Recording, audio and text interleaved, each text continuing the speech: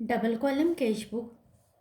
In the business transaction of present age, cash transaction, bank transaction and discount related transaction have lot of importance.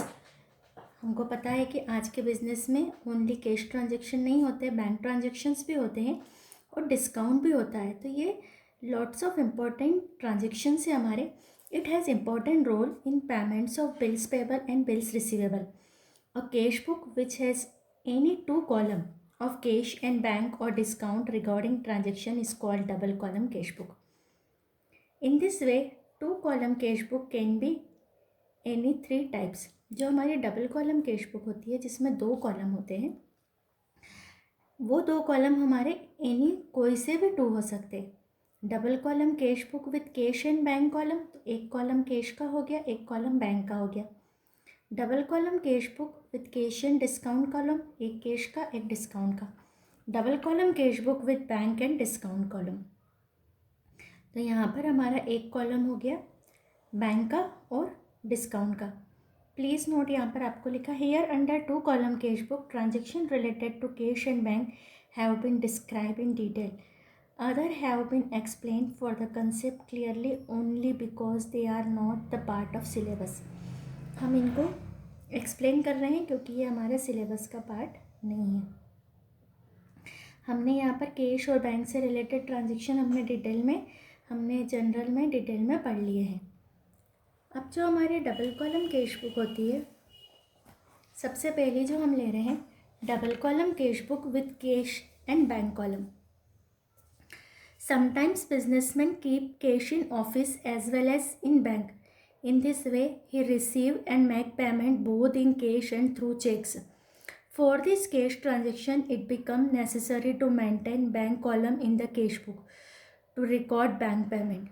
इसलिए ज़रूरी हो जाता है कि वो कैश बुक के साथ में बैंक का कॉलम भी मेंटेन करे, क्योंकि उसके जो पेमेंट हो रहे हैं वो कैश भी हो रहे हैं और थ्रू चेक भी हो रहे हैं. Because of two columns, it is called two column cash book. This cash book is more helpful for those businessmen who deal more with bank.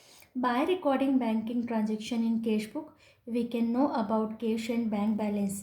जब हम कैश बुक में अपना बैंक कॉलम भी maintain करते हैं तो इजीली हम अपना कैश का और बैंक का बैलेंस पता कर सकते हैं. If any transaction discount is received और paid when the entry for the same is made in journal proper. अगर कोई कैश और बैंक का ट्रांजेक्शन है जिसमें डिस्काउंट भी आ रहा है तो उस डिस्काउंट को हम जनरल प्रॉपर में एंटर कर देते हैं. अब यहाँ पर है हमारा नेसेसिटी और importance of double column cash book with cash and bank column. Today with vast business lakhs of rupees are transacted and exchange, bank beside provided security of fund also plays important role in payment.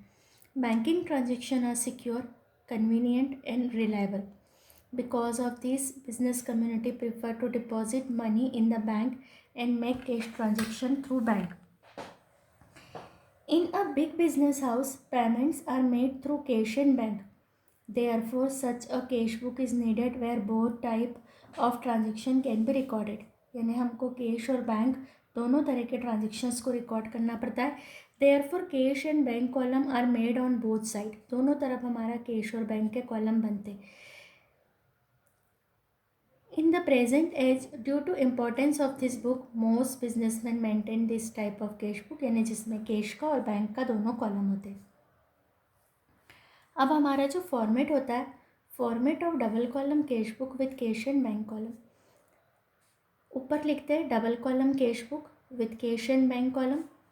Debit receipt, credit payment, date particular voucher, LF cash. एक column हमारा यहाँ पर बढ़ गया bank का. Date particular voucher, LF cash और bank. यानी जो सिंपल कॉलम में था सिर्फ हमने एक ही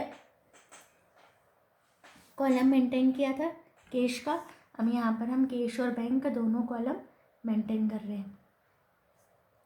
अब ये जो हमने ये तो देख लिया कि हम कैश और बैंक का कॉलम यहाँ पर मेंटेन करते हैं. तो यहाँ पर हम क्या करेंगे, रूल्स क्या है हमारे.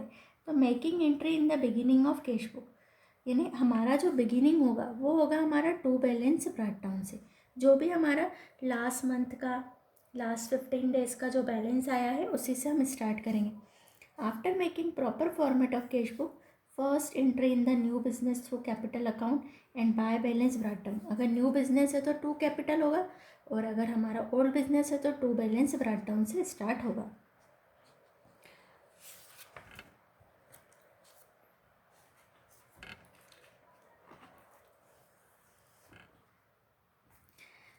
जो हमारे transaction to be recorded on the debit side पर हमारे, अगर हमको जिन ट्रांजेक्शन से कैश मिल रही है तो उनसे हम अपना कैश का अकाउंट डेबिट करेंगे। जिन ट्रांजेक्शन से हमारा कैश कम हो रही है उनको हम कैश में क्रेडिट करेंगे।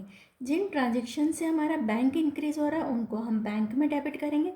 जिन ट्रांजेक्शन से हमारा बैंक कम हो रहा है, जैसे हमने सैलरी बाय चेक दे दी, तो सैलरी बाय चेक दे दी, दैट मीन्स हमारा बैंक कम हुआ, तो हम बैंक का कॉलम क्रेडिट करेंगे। यानी रूल हमारा सेम रहेगा कि अगर कैश रिसिप्ट है तो डेबिट, कैश पेमेंट है तो क्रेडिट। बैंक में रिसिप्ट हो रहा है, बैंक का कॉलम बढ़ रहा है तो बैंक डेबिट, और अगर बैंक का कॉलम कम हो रहा है तो हम यहाँ पर बैंक को क्रेडिट करेंगे। अब यहाँ पर जो हमारा मेन आता है वो हमारी आती है कॉन्ट्रा एंट्री। तो हम यहाँ पर अब नेक्स्ट हमारा टॉपिक आएगा कॉन्ट्रा एंट्री।